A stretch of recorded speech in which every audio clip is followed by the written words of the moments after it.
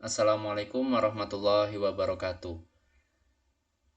Nama saya Sadam Pramana, NPM 2175504, dan kawan saya Ahmad Rasid Jakarsi Fasa, NPM 2175536, dan Anissa Cahyanita, NPM 2175539. Di sini kami akan menjelaskan mengenai artikel yang dari tugas sebelumnya, yaitu resume mengenai Control Foreign Company. Di sini artikel yang kami ambil yaitu tentang analisis penerapan Control Foreign Company Rules dalam mengatasi base erosion and profit shifting di Indonesia. Penulisan artikel ini ditulis oleh Alfa Miktia dan Arifa Fibri Andriani dari Direktorat Jenderal Pajak.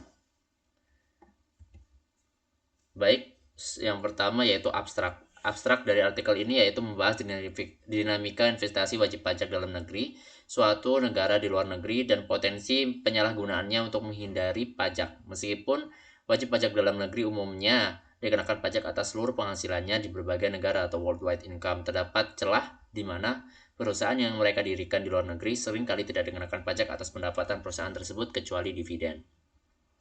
Salah satu penyebab ketidakmampuan untuk mencapai target penerimaan pajak yang diharapkan selama beberapa tahun terakhir adalah praktek penghindaran pajak.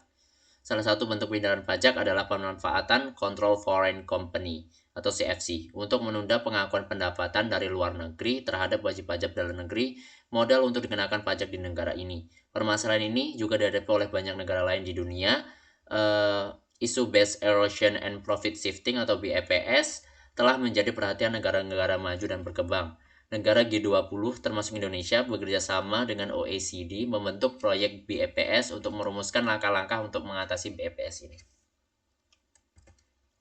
Penghindaran pajak.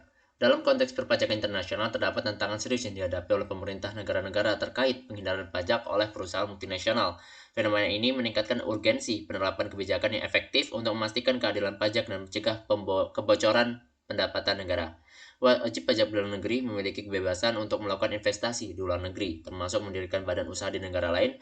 Meskipun investasi semacam itu dapat memberikan manfaat ekonomi, seringkali perusahaan yang didirikan di luar negeri tersebut dimanfaatkan untuk tujuan penghindaran pajak, mengakibatkan potensi kerugian besar bagi negara asal. Nah, inilah yang dimaksud dari abstrak tadi, yaitu CFC untuk menunda pengakuan pendapatan dari luar negeri terhadap wajib pajak dalam negeri, dan BEPS. Control Foreign Companies (CFC Rules). Salah satu strategi yang digunakan oleh pemerintah untuk mengatasi penghindaran pajak ini adalah melalui penerapan Control Foreign Companies Rules. CFC Rules ini dimaksudkan untuk mencegah praktik penghindaran pajak dengan mengawasi perusahaan anak yang dimiliki oleh wajib pajak dalam negeri di luar negeri. Ketentuan CFC Rules di Indonesia diatur secara implisit dalam Pasal 18 Ayat 2 Undang-Undang Pajak Penghasilan. Menteri Keuangan memiliki kewenangan untuk menentukan saat terutangnya pajak atas laba badan usaha di luar negeri yang dianggap sebagai dividen yang dikenakan pajak kepada pemegang saham wajib pajak dalam negeri.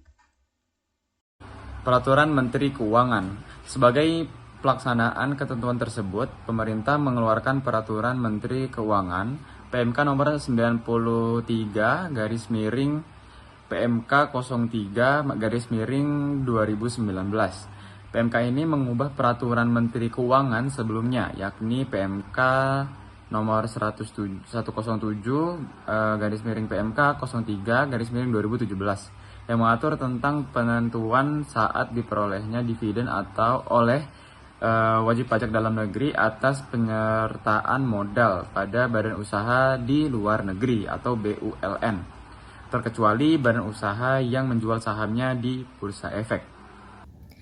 CFC di Indonesia. Beberapa penelitian sebelumnya menyoroti kurangnya optimalitas dan idealitas penerapan CFC di Indonesia.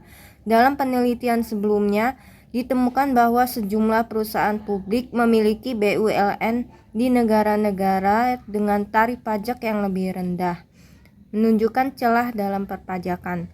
Penelitian oleh Siska Mirella Juniati menyoroti bahwa penerapan CFC di Indonesia belum optimal dan kurang ideal jika dibandingkan dengan ketentuan CFC di negara lain. Hal ini membuka diskusi tentang perbaikan dan penyelarasan antara ketentuan perpajakan dan standar akuntansi keuangan. Kesimpulan, dalam konteks ini muncul pertanyaan tentang Bagaimana laporan keuangan konsolidasian dapat dimanfaatkan untuk mendeteksi sedini mungkin upaya-upaya penghindaran pajak? Penelitian ini bertujuan untuk menjawab pertanyaan tersebut dan memberikan masukan kepada Direktorat Jenderal Pajak. Lalu diharapkan bahwa melalui penelitian ini, pemerintah dapat memanfaatkan laporan keuangan konsolidasian dengan lebih efektif untuk mendeteksi upaya penghindaran pajak. Rekomendasi juga ditujukan untuk meningkatkan kerjasama antara pihak perpajakan dan praktisi akuntansi guna menyelaraskan ketentuan perpajakan dengan standar akuntansi keuangan. Sekian dari kelompok kami. Wassalamualaikum warahmatullahi wabarakatuh.